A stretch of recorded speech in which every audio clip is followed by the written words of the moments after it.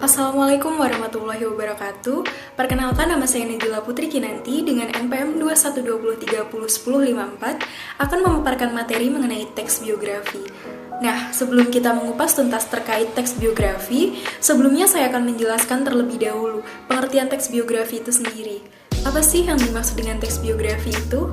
Biografi adalah riwayat hidup seseorang yang ditulis oleh orang lain. Dalam biografi disajikan sejarah hidup, pengalaman-pengalaman, sampai kisah sukses orang yang sedang diulas. Maka dari itu, teks biografi merupakan teks yang berisi tentang kisah atau perjalanan hidup seseorang. Umumnya, biografi menampilkan tokoh-tokoh terkenal, orang sukses, atau orang yang telah berperan besar dalam suatu hal yang menyangkut kehidupan orang banyak. Membaca sebuah biografi akan memperkaya wawasan dan sebagai teladan agar dapat menjalani kehidupan dengan baik dan mengisi hidup dengan karya yang bermanfaat. Tentunya, hal itu tidak hanya bermanfaat bagi diri sendiri, tetapi juga orang lain. Selanjutnya, ada struktur dari teks biografi. Setiap teks pasti memiliki struktur di dalamnya, seperti halnya dengan teks biografi. Sebelum kita menuliskan teks biografi seorang tokoh, kita terlebih dahulu harus memahami strukturnya. Adapun struktur dari teks biografi itu, yang pertama adalah orientasi atau setting.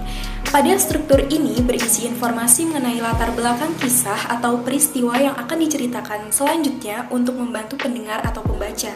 Informasi yang dimaksud berkenaan dengan ihwal siapa, kapan, di mana, dan bagaimana. Seperti contohnya, B.J. Habibie lahir pada tanggal 25 Juni 1936 di Parepare, Sulawesi Selatan. Presiden ketiga Republik Indonesia ini memiliki nama lengkap Profesor Dr. Mould Baharudin Jusuf Habibie. Beliau pernah menjabat sebagai Wakil Presiden Republik Indonesia ke-7. Ibunda Habibie berasal dari Jawa, sedangkan ayahnya berasal dari Parepare. Beliau memiliki kecerdasan pada ilmu teknologi dan pengetahuan, terutama fisika semenjak masih kecil. Yang kedua yaitu kejadian penting atau important event, records of events. Pada struktur ini berisi rangkaian peristiwa yang disusun secara kronologis menurut urutan waktu yang meliputi kejadian-kejadian utama yang dialami tokoh. Dalam bagian ini mungkin pula disertakan komentar-komentar pencerita pada beberapa bagiannya.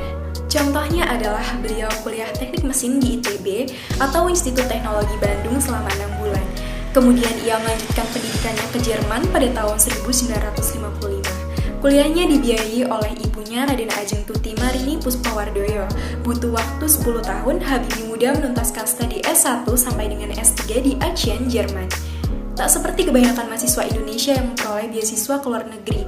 Selama kuliah S1 dan S2, yang membiayai kuliahnya adalah ibundanya, di mana ibu Habibie menjalankan usaha catering dan menyewa rumah di Bandung sebagai penghasilan untuk hidup dan membayar biaya kuliah Habibie.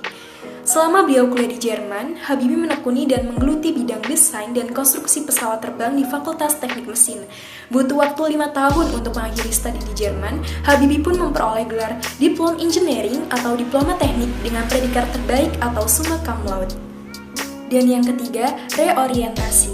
Pada bagian berisi komentar evaluatif atau pernyataan dan simpulan mengenai rangkaian peristiwa yang telah diceritakan sebelumnya.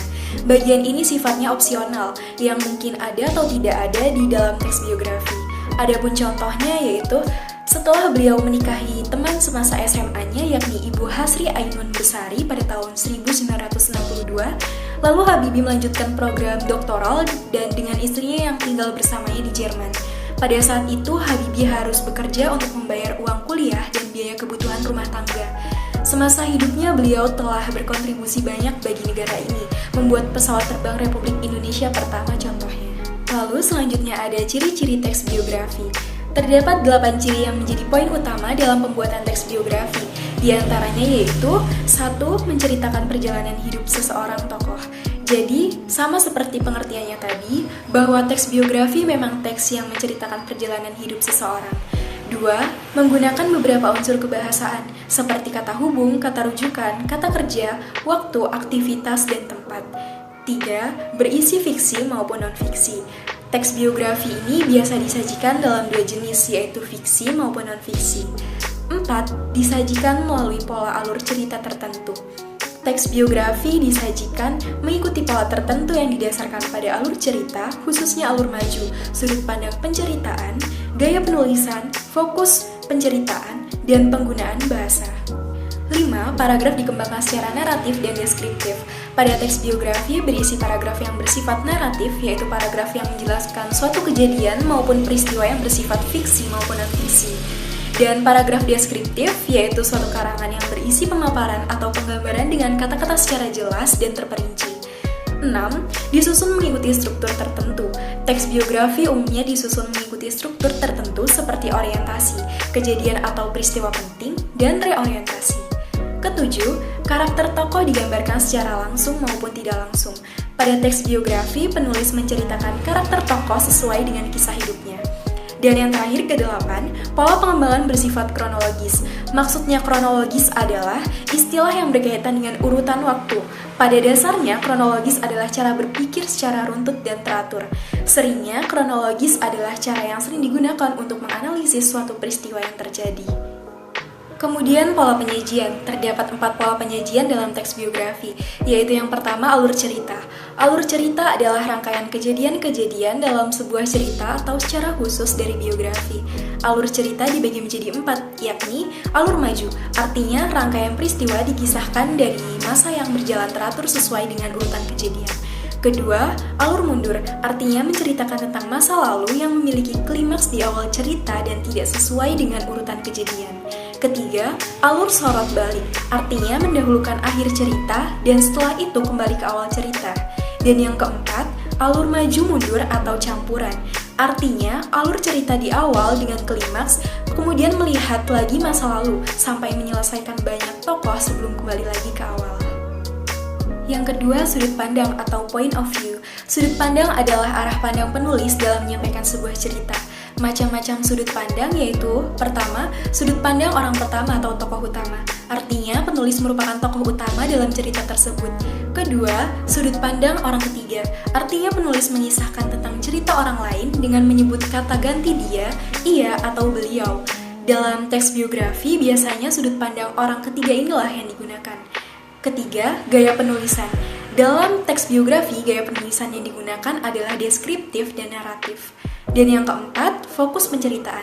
Fokus penceritaan dalam biografi tergantung dari apa yang membuat tokoh tersebut terkenal. Misalnya dengan menyebutkan berbagai prestasi yang pernah diraihnya selama hidup. Dan terakhir, ada jenis-jenis teks biografi. Terdapat 4 jenis teks biografi, yaitu 1. Berdasarkan sisi penulis. Contohnya adalah autobiografi, yang merupakan suatu riwayat hidup ditulis sendiri oleh tokohnya sendiri. Lalu ada biografi kisah atau cerita suatu tokoh dalam mengarungi kehidupannya yang ditulis oleh orang lain. 2. Berdasarkan isinya, yaitu biografi perjalanan hidup yang berisi tentang sebuah perjalanan hidup lengkap seseorang tokoh atau diambil dari bagian-bagian yang dianggap mempunyai kesan. Ada juga biografi perjalanan karir, yaitu yang berisi sebuah perjalanan karir seseorang, tokoh mulai dari awal hingga akhir yang dilakukan saat ini, atau bisa juga perjalanan karir dalam mencapai sebuah kesuksesan tertentu. 3. Berdasarkan persoalan yang dibahas. Terdapat biografi politik, yakni penulisan kisah hidup tokoh dilihat dari sudut pandang politiknya. Lalu yang kedua ada biografi intelektual, biografi yang bahannya dikumpulkan dari berbagai riset. Yang ketiga, biografi jurnalistik. Sebuah biografi yang penulisannya didapatkan dari hasil wawancara dan atau prosedur pers lainnya dengan tokoh yang akan ditulis atau tokoh yang menjadi rujukan sebagai bahan pendukung cerita. Dan yang keempat, berdasarkan penerbit. Terdapat 2 sumber, yaitu pertama buku sendiri. Biaya produksi mulai penulisan dan pemasaran ditanggung sendiri, meski tetap diproduksi oleh penerbit. Dan yang kedua, yaitu buku subsidi. Penulisan biografi tokoh yang biaya produksinya ditanggung oleh sponsor. Ini adalah salah satu contoh dari teks biografi Raden Ajeng Kartini.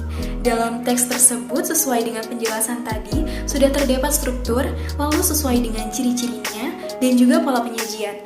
Teks biografi ini termasuk biografi atau kisah cerita suatu tokoh dalam mengarungi kehidupannya yang ditulis oleh orang lain. Itu tadi penjelasan mengenai teks biografi. Semoga video ini dapat bermanfaat bagi siapapun itu, terutama siswa kelas 10 yang mendapatkan materi tentang teks biografi. Untuk segala kekurangan dan kesalahan saya mohon maaf. Sekian dan terima kasih. Wassalamualaikum warahmatullahi wabarakatuh.